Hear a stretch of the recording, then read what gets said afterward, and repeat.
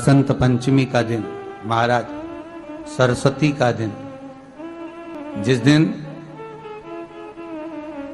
जो बच्चा पढ़ने में कमजोर होता है उसके हाथ से बसंत पंचमी के दिन सरसों के 31 फूल शंकर जी को चढ़ा दिए जाते हैं तो बच्चा पढ़ने में अव्वल निकल जाता है।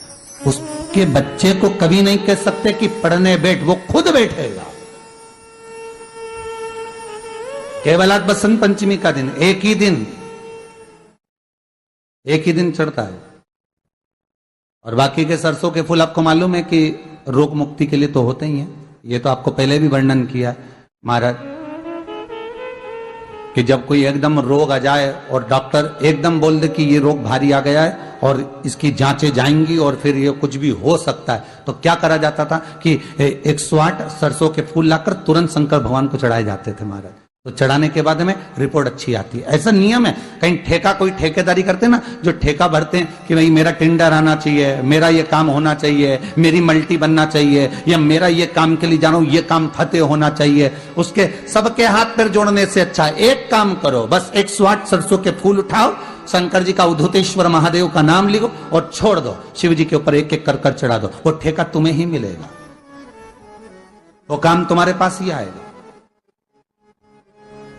बस केवल अवधूतेश्वर अर्थात ये जो क्रम है, ये वो क्रम तो 108 सरसों के फूल का आप कभी भी कर सकते हो, पर जो ये बच्चों के लिए किया जाता है वो केवल बसंत पंचमी के दिन ही होता है। महाराज आज जी के सरस्वती जी का एक नाम शारदा है। क्या नाम है? जम के बोलिए जरा। शारदा। ये शारदा नाम कहां से पड़ गया? सरस्वती माता को शारदा नाम किसने दिया था? भाई नामकरण होता है तो हमारे यहाँ तो आज भी नियम है महाराज कि बुआ कोई नाम बताती है, मामा जी कोई नाम बताते हैं और दादाजी कुछ बोलते हैं, कोई बोलेगा टिक्कू, कोई बोलेगा पिक्कू, कोई बोलेगा कुछ, सबके नाम अपने अपने रहते हैं, कोई प्रेम से क्या बोलता है। तो सरस्वती का शारदा नाम किसने प्रदान किया था? माता सरस्वती को शारदा संबोधन किसने दिया था? माता सरस्वती को शारदा का संबोधन किस समय पर प्रदान किया गया था?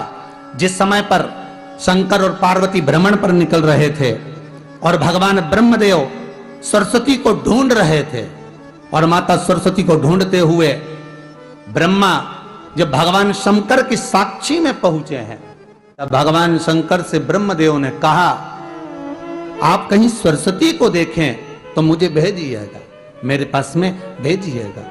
शंकर भगवान ने उसी समय पार्वती से कहा, पार्वती, जैसे एक स्त्री जो पतिव्रता धर्म का पालन करने वाली है, एक नारी पतिव्रता धर्म का पालन करने वाली होती है, पति को परमेश्वर मानने वाली होती है, पति के चरणों का रसतत्व ग्रहण करने वाली होती है, तो वो पर पुरुष का स्मरण नहीं करती। उसी तरह एक पति जो अपनी अर्धांगिनी के साथ में रहे और अर्धांगिनी के साथ चले तो पर नारी का स्मरण नहीं होना चाहिए। तो एक काम करो पार्वती, तुम उस सरस्वती को बुलाना प्रारंभ करो। अब पार्वती जी ने कहा सरस्वती तो मेरी बहन जैसी है, सरस्वती तो मेरी सखी जैसी है, अब मैं उसको अगर बुलाऊं, आवाज दूं, अच्छा नहीं लगेगा। तो माता पार्वती जब ढूंढते ढूंढते ढूंढते ढूंढते शंकर भगवान के साथ में भ्रमण करती करती पहुंची, तो क्या देखती है माता पार्वती कि एक सरोवर के पास में माता सरस्वती बैठकर सरोवर में अपना मुखाग्रविंद देख रही थी। श्वेत वस्त्र था मेरा माँ का और बड़ी सुंदर गले में माला पहन रखी थी माता सरस्वती ने, और एक सरोवर में माता सरस्वती अपने मुख को जब निहार रही हैं, उस दर्पण के भाव में अपने प्रतिबिंब को देख रही हैं, तब उस समय पर माता पार्वती ने कहा, शारदा, सरस्वती को लगा कि मेरा संबोधन ये किसने कहा, पलट कर देखा, सरस्वती ने कहा पार्वती तुम? हाँ, मैंने तेरा जो दर्पण में प्रतिबिंब देखा है, तेरा स्वरूप देखा, पर तू इतनी सुंदर है, इतनी सुंदर है, पर तेरा जल में जो स्वरूप देखा ना वो नीला दिखाई दिया, थोड़ा सा श्याम दिखाई दिया, इसलिए मैंने तुझे शारदा कह दिया। आज भी हमारे मध्य प्रदेश के कटनी और सतना के बीच में महियर में आज भी शारदा भवानी विराजमान है महाराज।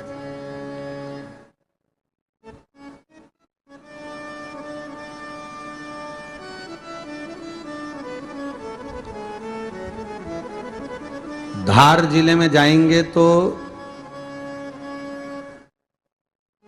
बाग क्षेत्र में मां बागेश्वरी, मां शारदा आज भी विराजमान। कहा सरस्वती जी पूछी, पार्वती तुमने मेरे को शारदा क्यों कहा? क्योंकि तेरा जो प्रतिबिंब था वो शाम नजर आ रहा था मुझे।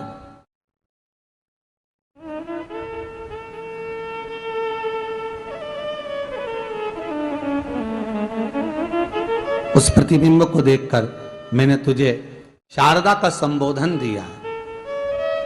तुम्हें ब्रह्मा जी बुला रहे हैं। सरस्वती ने कहा, पार्वती मैया दीदी, आपने मुझे जो नाम दिया है, जगत के लोग, संसार के लोग मुझे इस नाम से जब पुकारेंगे तो ये शारदा, ये सरस्वती स्वयं उसके कंठ पर, उसके मस्तिष्क पर सदा विराजमान रहेगी, ये शारदा बनकर। इसलिए हमारे स्कूलों में, हमारे काव्य ग्रंथों में, हमारे जो कविगण रात्रि को जो काव्य पाठ करते हैं, कविता का स्मरण करते हैं, वो सरस्वती की वंदना नहीं करते, हे शारदे मां, शारदा की वंदना करते।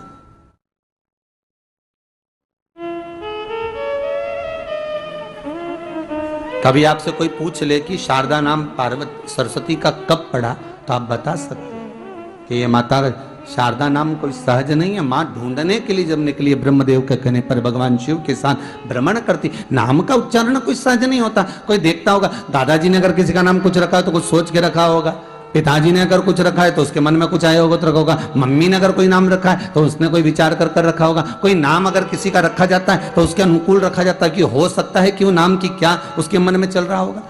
तो शारदा का संबोधन कोई सहज नहीं है। माता सरस्वती का एक नाम शारदा हुआ, इसलिए संबोधन में सरस्वती कम शारदे मां ज्यादा बोला जाता है। आप कव्य पाठ कर लो, नाम जाप कर लो, स्मरण कर लो।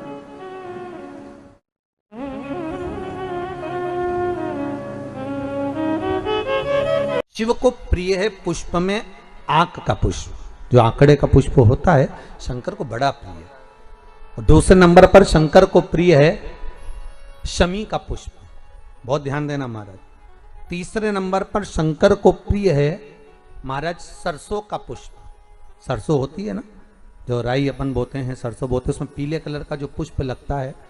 हमारा तो निवेदन रहता है जब तक सरसों आए तो प्रयास करा करो कि सरसों के 108 पुष्प शंकर भगवान पर चढ़ाना प्रारंभ कर दो। महाराज ये पक्का है कि वर्ष भर कोई बड़ी बीमारी आपको घेर नहीं सकती अगर सरसों के फूल शिव को चढ़ रहे हैं तो। और प्रयास करना कि सरसों का जो पुष्प होता है, सरसों का जो फूल होता है महाराज, अगर कोई व्यक्ति को किडनी या लीवर से जुड़ी हुई कोई तकलीफ होती है, या किसी व्यक्ति का एक्सीडेंट हो गया होता है और उसका कोई अंग रह गया हो, कोई शरीर का कोई भाग रह गया और वो काम नहीं कर रहा हो, जैसे किसी के पांव रह जाते हैं एक्सीडेंट के बाद, किसी का हाथ रह जाता है, या कोई अंग काम नहीं कर रहा हो, वहां ब्लड पहुंच नहीं रहा हो, वो जगह एकदम सुन्न हो गई हो, खाली पड़ गई हो, तो उसके लिए शिव महापुराण की कथा कहती है कि सरसों के पुष्प 11 शंकर जी के राइट भाग में, जहां शिव जी के गण दरवाजे के द्वारपाल मणिभद्र जिस जगह पर निवास करते हैं, कौन निवास करते हैं? मणिभद्र। शंकर जी के दरवाजे के द्वारपाल हैं मणिभद्र जी। तो मणिभद्र दरवाजे के द्वारपाल में राइट भाग में मणिभद्र जी विराजते हैं। मतलब राइट भाग कौन सा हुआ? जब आप मंदिर से बाहर निकलेंगे तो राइट भाग, मंदिर में प्रवेश करेंगे जब राइट नहीं होना चाहिए, आप मंदिर से जब जाएं तो राइट भाग।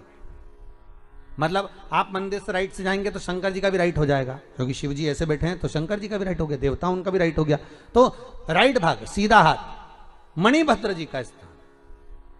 11 सरसों के पुष्प मणिभद्र के उस द्वार पर आप रख दीजिए, और मणिभद्र के द्वार पर रखकर अंदर जाकर 108 वापिस जब आप बाहर निकल रहे हैं, ये पुष्प आप रखने के बाद एक बार बाहर जाएंगे, फिर वापिस आएंगे मणिभद्र के रखने के बाद, और अंदर जाकर 108 सरसों के पुष्प शंकर को समर्पित करेंगे महाराज। उस सरसों के पुष्प जो शिव जी को आप समर्पित कर रहे हैं उसको वापिस लेकर आएंगे।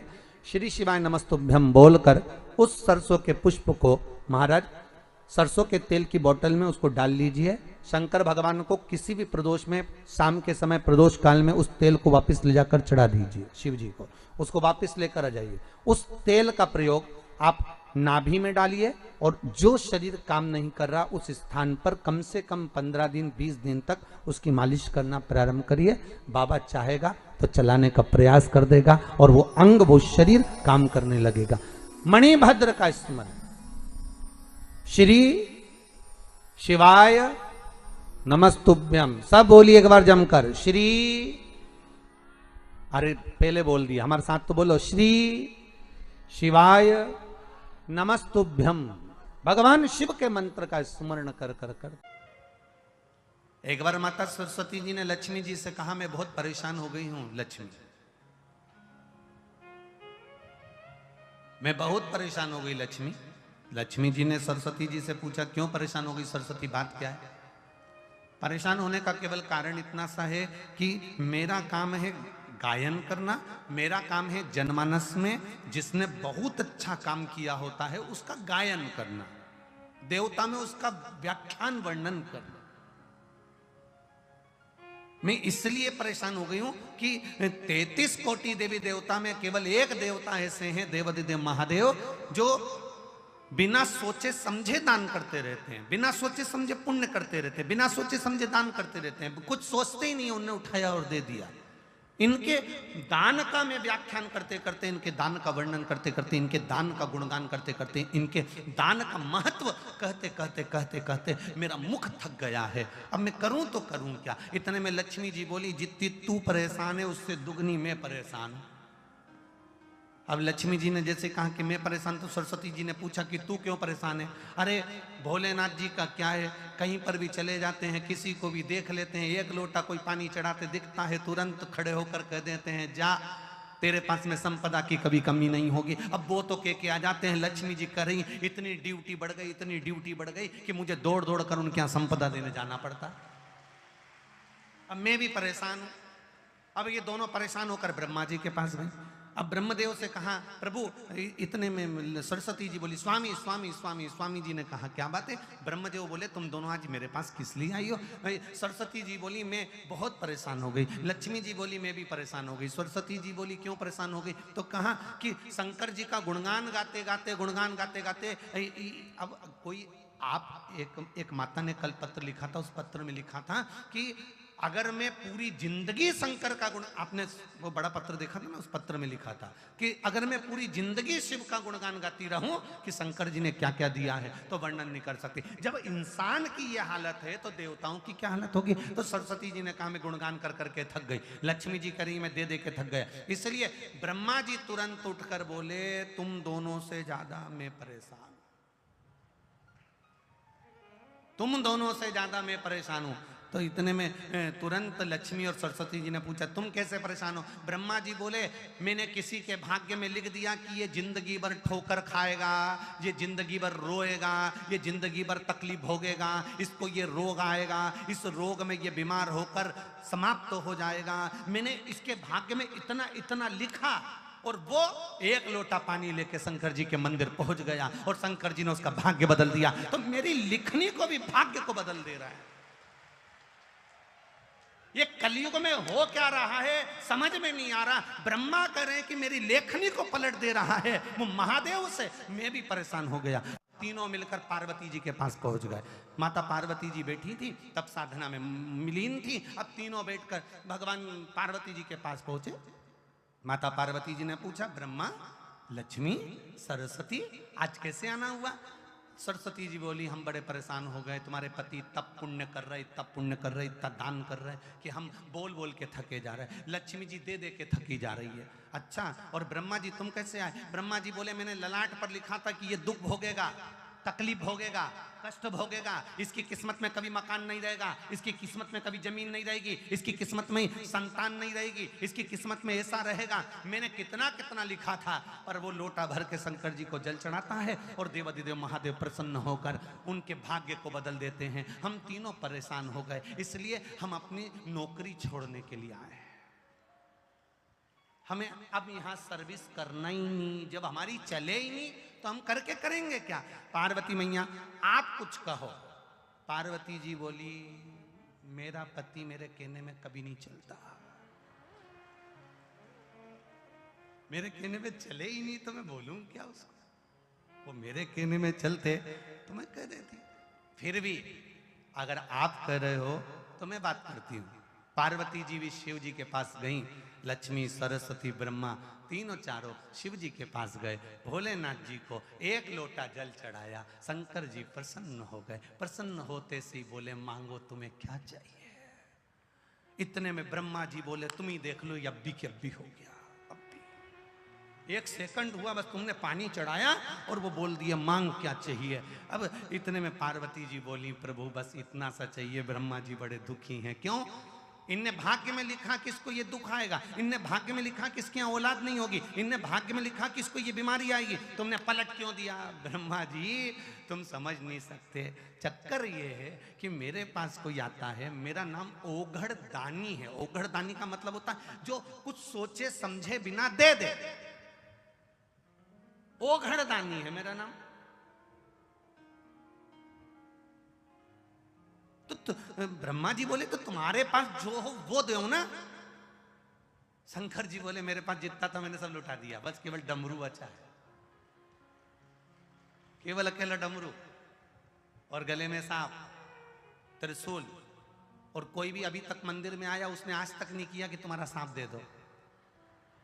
बोलो रे नोएडा वाले, तुमने कभी कहा हो जाकर कि तुम्हारा सांप दे दो, या तुमने कहा हो तुम्हारा डमरू दे दो या त्रिशूल? ना ना ना, आज तक कोई मंदिर में आके बोला ही नहीं कि तुम ये दे दो। जो भी आता है अच्छी चीजें मांगता है। तो शिव जी बोले, मेरे पास जो था मैंने सब दान कर दिया। मैं तो खुद शमशान में रहता हूँ, वहां पर कुछ भी नहीं रहता, और गुफा के अंदर रहता हूँ, वहां भी कुछ नहीं रहता। इसलिए तो फिर तुम ये बोलना बंद कर दो। शंकर भगवान बोले, मैं बोलता हूँ, तुम देने जाते ही काहे को? कौन ने कहा कि तुम जाओ? अरे प्रभु, तुम तो कहकर चले जाते हो कि जा, तेरे घर में संपदा की कमी नहीं होगी। अगर लक्ष्मी जी नहीं जाती है तो नारायण रुष्ट होकर बैठ जाते हैं और कहते हैं, तूने मेरे शिव का कहना नहीं माना, आज से मैं तेरा मुख नहीं देखूंगा। इसलिए लक्ष्मी को दौड़ना पड़ता है।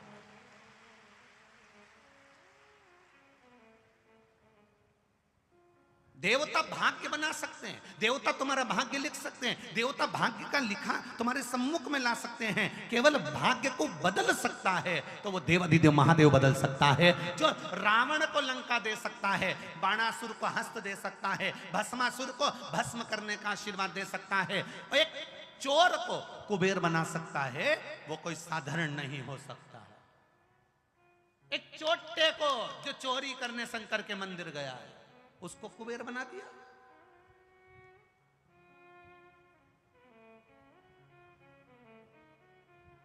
तुम एक लोटा जल लेकर शिव जी के मंदिर में जाते हो, विचार करिएगा, आपको लगता होगा एक लोटे जल से कुछ नहीं होता होगा। फालतू की बात, फालतू की बात। जो तुमको ज्ञान दे कि लोटा भर के पानी चढ़ाने से कुछ नहीं होता, लोटा भर के जल चढ़ाने से कुछ नहीं होता, जो तुमको ज्ञान दे तुम उससे कह देना, तूने चढ़ा के देखा क्या? 2-3 महीने तू मंदिर गया क्या? दिल से चढ़ाया क्या? अगर तू मंदिर तक नहीं गया तो हमको ज्ञान देने वाला भी तू नहीं है। हमारी मर्जी, मैं चाहे जो करूं मेरी मर्जी। मैं चाहे मंदिर जाऊं, मैं चाहे झाड़ू लगाऊं, मैं चाहे जल चढ़ाऊं, मैं चाहे पत्ती चढ़ाऊं, मेरी ये ना तो मैंने तुझसे पूछा ना पूछा, क्या है? श्री शिवाय नमस्तुभ्यम, श्री शिवाय नमस्तुभ्यम। क्या है? क्या है? ये तो विद्येश्वर संहिता में लिखा है, श्री शिवाय नमस्तुभ्यम। शिव महापुराण के विद्येश्वर संहिता में लिख दिया श्री शिवाय नमस्तुभ्यम। ये तो भगवान शंकर को नमन करना लिखा है कि श्री शिवाय, बोलो बोलो जम के, शिवाय न, ये तो शिव जी को नमन करना लिखा है, ये तो मंत्र है ही नहीं। फिर संसार के लोग इसको क्यों जप रहे हैं? तो उनसे कह दो, तो हम ये कहकर थोड़ी ना जप रहे कि मंत्र है, हम तो श्री शिवाय नमस्तुभ्यम। क्या होगा जपने से? शिव महापुराण की कथा कहती है, विद्येश्वर संहिता कहती है, जिसके मुख से श्री शिवाय नमस्तुभ्यम मंत्र निकलता है, जाप निकलता है, शब्द निकलता है, हजारों पाप भस्म होते हैं। और उसके मुख का दर्शन अगर कोई कर लेता है तो अश्वमेध यज्ञ का पुण्य आ जाता है। केवल मुख का दर्शन कर लेने से, श्री शिवाय नमस्तुभ्यम बोलने वाले का मुख का दर्शन कर लेने से एक आना। इसलिए आपसे कहा था किसी शिवालय में जाएं, जल चढ़ाने के लिए जाएं, आपको डरना नहीं है। जल चढ़ाते समय आपके मुख से आवाज निकलना चाहिए, श्री शिवाय। जल चढ़ाते समय तुम्हारे मुख से आवाज निकले। क्यों? अगर पास में खड़ा हुआ व्यक्ति कुछ नहीं बोलेगा, उसके कानों में भी अगर ये मंत्र जाएगा, पलटकर तेरा मुख का अगर वो दर्शन